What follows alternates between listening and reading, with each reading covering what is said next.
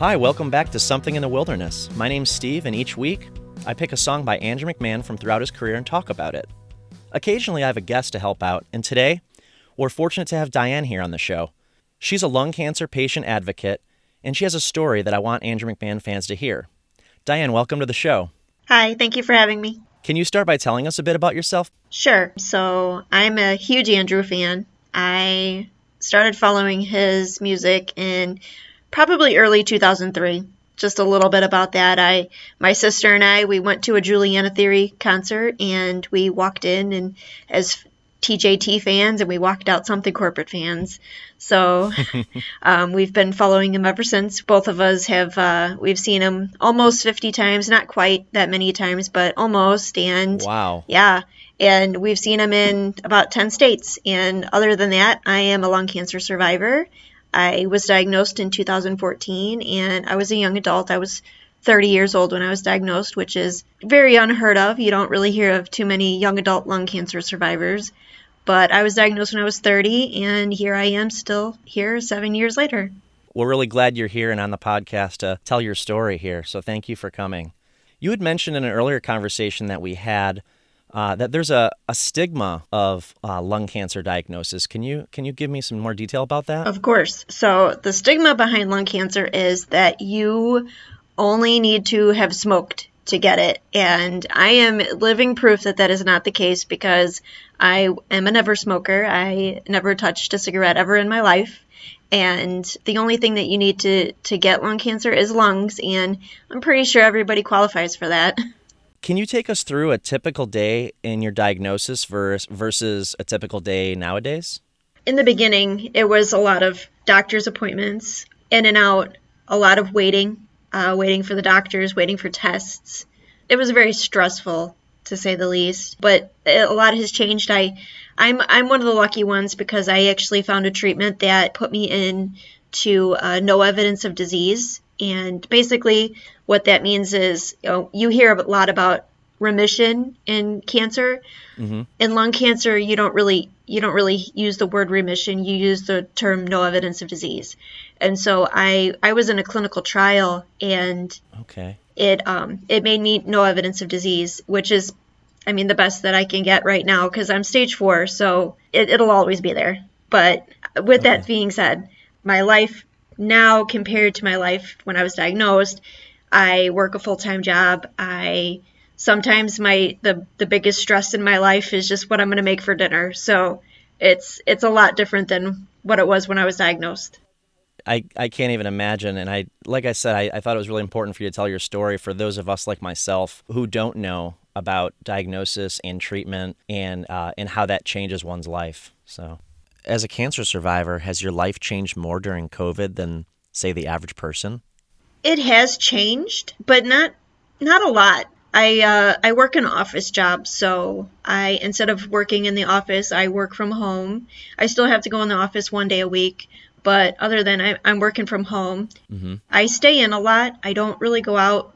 I grocery shop. That's pretty much my excitement going out. So, but I also I see my family. I haven't stopped visiting family. I see my family. I see my husband's family. We get together and we do that. So I guess that's my part of being a rebel, I guess.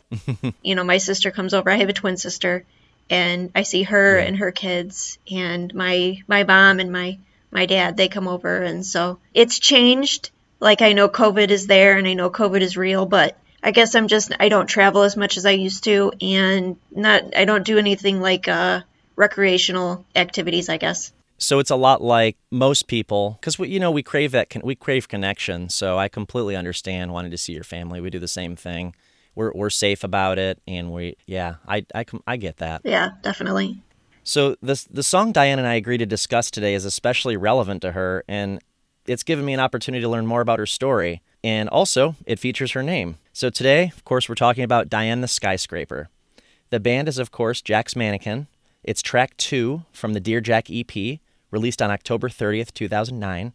In fact, out of only 4 songs on that EP, this is the second one I'm covering on the show so far. We did Dear Jack back in November. The song isn't on any other albums, but I think it was in the documentary Dear Jack. Do you know about that? Was this song actually in the movie? I don't recall it being on there, but it's been a while since I've watched the Dear Jack documentary. Yeah, I most recently watched it right before the Dear Jack episode in late October, and I remember There, Katie, and I remember the Dear Jack song, and I remember Swim being in it. This might have been, but I can't remember. Yeah, I don't know either. So Kevin Dean and John Fields recorded the song, and the producer credits actually include both Dean, Fields, and Andrew's name as well. Playing on the song, we have Andrew on piano, keyboard and vocals, Bobby Raw Anderson on guitar, Jonathan Sullivan on the bass guitar, Jay McMillan on the drums, Phil Parlapiano on the organ, and then Marissa Cuney, Jeannie Lim, and Ginger Murphy on strings. Diane, when you first heard this song, was it just another great Andrew song to you, or did it hold special significance since it came out before your diagnosis? I'll be honest, it wasn't a favorite when I first heard it. But, since it came out and then I was diagnosed and I found out the story behind it from Andrew because I was at a meet and greet one time and I introduced myself and I said, my name's Diane. And he said, oh, I have a song called Diane the Skyscraper. And he told me a little bit about it. And I was like, yeah, no, I've heard the song before. And I'm always awkward when I talk to Andrew. I don't know why. I always replay our conversation after we leave and I'm like, why did I say that? But I think I would do the same thing. I think I'd be very awkward, not know what to say, yeah, and then do exactly what you just said. Yeah. Well, that's a good thing I'm not by myself. No, you definitely are not. So I assume that the meaning of the song changed for you after your diagnosis then. It did. It's awesome that it's Diane. And then you listen through the lyrics and he talks about being in the hospital and being on the 10th floor and I know it's about his nurse, and it's just I didn't have a long hospital stay. I was in the hospital for 2 weeks, and most of that I don't remember because I don't know if you understand when you're in a hospital and you're there for a long time, and then you get out, you kind of want to forget that. It's not necessarily something that you want to remember. So okay. My 2-week hospital stay, a lot happened, and I don't remember any of it because it's a bad memory that I've pushed behind me. So I actually kind of applaud Andrew for making that song for his nurse because to me, I don't remember any of my nurses' names. I barely remember any stories that I can tell. But then again, I was only in there for 2 weeks. I don't know if that, because he was in the hospital a lot longer. So I can definitely relate. That's a surprising story that you just shared to me, who's, never experienced a lengthy hospital stay or an illness like that. Because I would have never expected you to say that you don't want to remember that, but it makes sense though. Yeah. So it's good that you're opening my eyes to this perspective that, it's something I can't understand. And yeah, I think we need to understand that about survivors. Yeah. So another thing to add is I had people that visited me in the hospital and I don't remember who they were because it's just something that I don't remember. I completely, I can ask my sister, I can ask my mom, I can ask my husband, who was there, but I don't myself remember. So it was like in a fog looking back? Yeah, and I was not myself. Not myself. And I don't know if it was just because of the recent cancer diagnosis or what. I don't have an explanation for that, but it was a weird time. So for him to be able to reflect on that and write a song about it, that means a lot. Yeah. So according to Setlist FM, Andrews only played this song live 6 times in concert, which I was a bit surprised by, but interestingly, every time they played it, it was in February 2010 on the Jack's Mannequin tour that month. That would have been about 3 months after the Dear Jack EP came out. I know you've seen him in concert quite a bit. Did you happen to catch that tour? I don't think I did. Yeah, I think it was just a short tour, and they only played it 6 times, so... Yeah. Have you ever been to the Dear Jack Foundation benefit show? Yes, I have seen the benefit show, 3 times. I went to Chicago, Colorado, and Boston. Oh, I'm so jealous. I said to myself over a year ago now, I was like, maybe next year's the year. And of course, everybody knows what happened. But I did get to watch it, watch the stream, and I was very grateful for that. And I'm also grateful that so many people got to experience that and that they met their fundraising goal. Maybe we can do that all again, and I can go to a Dear Jack Foundation show. Can I tell you a short story about the Boston show? Definitely. Okay, so my sister and I flew out there, and I had bought tickets from somebody on Instagram, and they ended up flopping. Like, they ended up blocking me, and so I was out in Boston. I didn't have a ticket. My sister had a ticket. I didn't have a ticket. And Lisa from AM Chalk pulled through and got us a ticket. And we ended up front row for their show, which was super exciting. I love being front row. Yeah. We always try getting front row. It doesn't always happen. But this particular show, we were front row. It was an amazing view. And we were in the hotel a couple blocks down. Didn't think anything of it. We went to the show, went back to our hotel the next morning.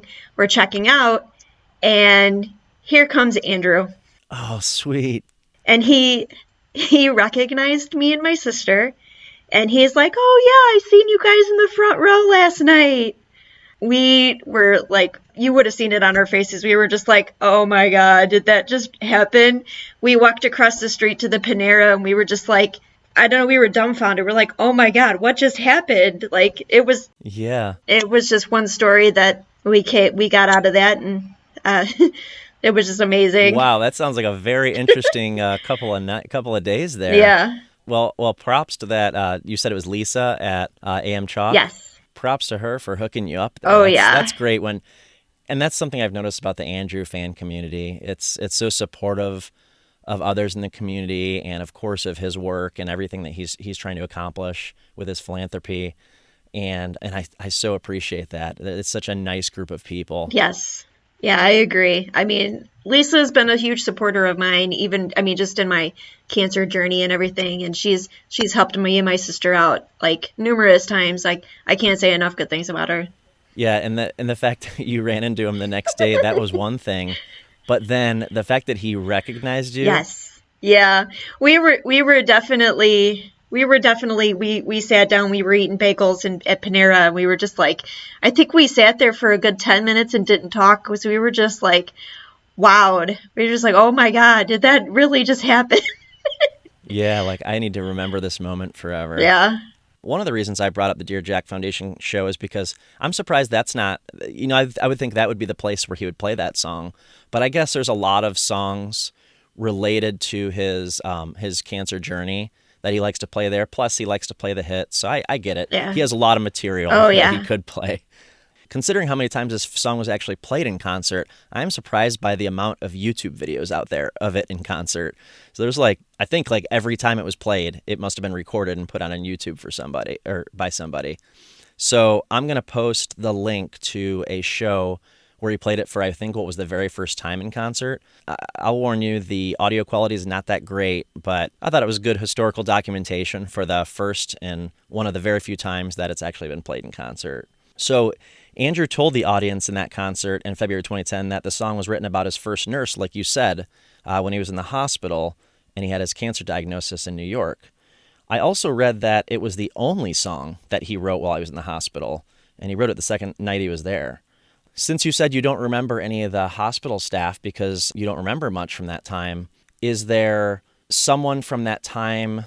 I'm sure there's several, but can you tell us about someone from that time who maybe was really supportive or helped you get through that very difficult time in your life? Well, as you said, there's a lot of people that have helped me. I'll highlight one of my medical staff, my oncologist. Mm-hmm. I see Dr. Patel at Northwestern, and she's not a perfect oncologist, but I mean, she's human and nobody's perfect, but she has literally saved my life. And she's been with me the whole 7 years. She knew exactly when she couldn't help me. And in 2015, she referred me to a hospital in Boston. And I started a clinical trial in Boston with a different oncologist. She knew that I needed someone who was, that had a different specialty than she did. And so I actually did a clinical trial in Boston for a year. And then when I was done with that clinical trial, I went back to her, and she's still my oncologist, and Now our appointments are, okay, your scans are good, and how about them Cubs, or, whatever is going on that time. So, I mean, I can't give enough props to my oncologist. She's been great. That's wonderful that you guys have that special relationship now, and that there is so much, good news these last years, and that's wonderful. I also read that Diane, his nurse, had leukemia herself. Have you ever heard that before? Or I only found it in one place, so I just wasn't sure how true that was. I actually have never heard that before, but that would be really interesting if it was true. Yeah, it's hard to, when you're searching on the internet for information about, song lyrics or, backstories on songs, you try to stick to the official places, but then you find like blogs and comments, and you're like, oh, and sometimes I come across things like that, and I'm just like, I don't know if that's true or not, but I thought I'd ask to see if you knew anything. That would be really interesting, because if you have a nurse that has gone through cancer, they help you differently than a nurse that hasn't. It's like my sister's a nurse, and she just has never been through cancer. So, and even outside of nurses, I'm sure there's a lot of people like that again, we just don't understand. Yeah. Sometimes things are just different when you've gone through it. Oh, I'm sure. Did you first hear this song when it first came out on the EP back in 2009? Yes. Okay. I do like that the whole EP has its own unique sound away from all other Jack's Mannequin albums, in my opinion. It's different from Everything in Transit. It's a little different from Glass Passenger. And I think it's a lot different from People and Things. So I really do like the sound of it. It's every song is dedicated to someone, or the three unique songs on there away from the albums are each dedicated to one special person in his life. So it seems pretty personal. And I feel like the songs are based more in piano than even more so than his average song, actually. I don't know. What do you think? Do you feel like it has a different sound, or do you feel like it flows really well between albums? No, I agree. I have to agree. I think it does have it's got a unique sound. When I first heard the song, I did not realize that it was for his nurse. I didn't know the story behind it. It was just, I had listened to the EP, and I didn't know the story. So yeah. I think once I did know the story and I went back and listened to it, it definitely, I don't know, it sounded different. I agree. In fact, learning about who each of those people in his life were, Jack, Diane, and Katie, changed each one of those songs for me. Because honestly, like you, I didn't know for years. I listened to the songs, I was like, oh, he's Katie, until I saw the documentary, which wasn't right. I didn't see it right away. Did I know who even Katie was? And I didn't know the story about Jack until years later. And most recently is when I learned about who Diane was. It does change the song for you. It's I always knew it was personal. The songs were very personal, but it feels even more personal to me now that I know who they were about. I have a little bit of backstory on who they were about. Exactly. I love the piano solo toward the end of the song. He just kind of goes on this solo, and I think it's something that's pretty rare in an Andrew song all throughout his catalog, that there's a piano solo toward the end of the song. So I really like that. Are there specific lyrics that hold special meaning to you in this song? Not really. I mean, yeah, I don't think so. So some that jump out at me is like, she plugs my machines back in. Andrew does this very well in a lot of his songs, in my opinion. It provides this visual for me, somebody who hasn't had that experience. So it's almost like a shock to my system, like, plugs the machines back in. Oh my gosh, like, that sounds serious. That sounds scary. It paints an emotional picture of illness in a hospital for me. And the other one that really jumps out, two lines actually, that to me are very similarly themed. Can you tell me how this story ends? And, well, I can't predict the weather past the storm. What are your thoughts on those lines? Both very beautiful. The first line that you said, it shows that he's scared. As a cancer patient, you worry about, when am I going to die? How long do I have left? And to that first line, it shows me that he had those thoughts. And, yeah, as a cancer patient, I've had those thoughts. I've asked my oncologist before, what's my prognosis? And it makes it very real. Wow. How about the line, I'm waiting for the enemy?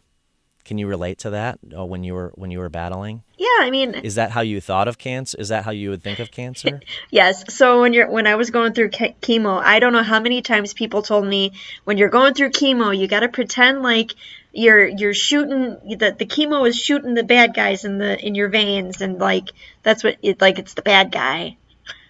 Yeah. How about this line? We're all in this together. Do you think he's relating to specifically to Diane the nurse, or people in general, or the people who support him? Did you feel that way, or did you feel differently than that? Oh no, I definitely felt that. When I was diagnosed, I had a team and it was huge. Not only my direct family, I had my friends, I had my coworkers, Mm-hmm. and then I had my medical staff. They were all behind me. When I was diagnosed, I learned how to be selfish. It sounds very bad for me to say that, but I learned how to be selfish. When you're going through cancer and you're in the hospital or you're just released from the hospital, you need all the help you can get. Whether that's Mm-hmm. like helping cook a meal or going grocery shopping or whatever, you learn to be selfish, and then when you can, then you help others with going through it, you know? Yeah. So it's more worry about yourself first, which to me is completely fair. Yes, absolutely. Do you have a favorite part of the song? I mean, I like the beginning when he's talking about the 10th floor, and he kind of Mm-hmm. like paints the picture of, what the song's going to be about. Did it bother you before you were diagnosed that there was a song by one of your favorite artists with your name in it?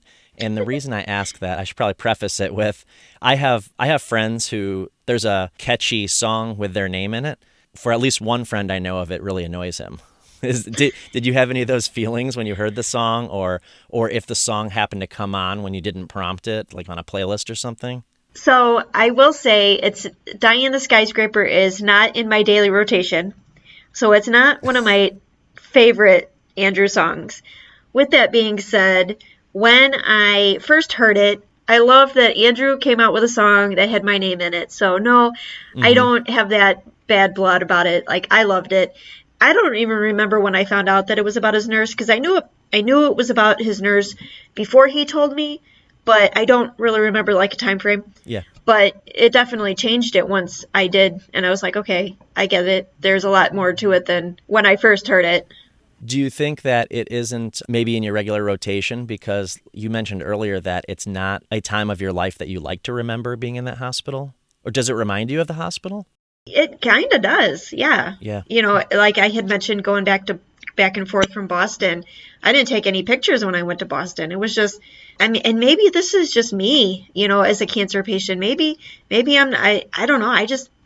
That's all the stuff I don't want to remember. Well, I think we can all agree that the songs Andrew wrote during this era and The Glass Passenger, the Dear Jack EP, and the other EPs of the time were very significant to him in the time of his life. Does the song bring up negative memories for you, or is it a positive, uplifting piece of music for you? Right now, it's a positive piece of music. If it comes on my rotation, I don't skip it. I listen to it, but Hmm. I love the song. It's a good song. Do you have any final thoughts on the song in general? Anything that we didn't cover regarding the song?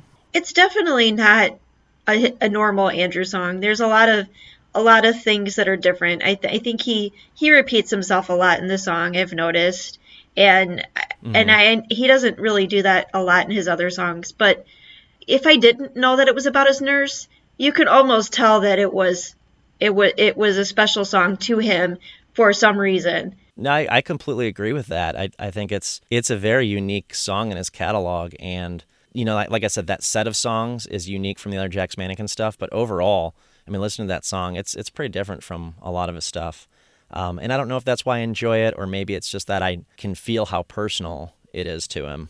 Is there anything else that you want to share that you kind of want to get out there about being a cancer survivor and something that we need to know, or that the rest of us should know about that?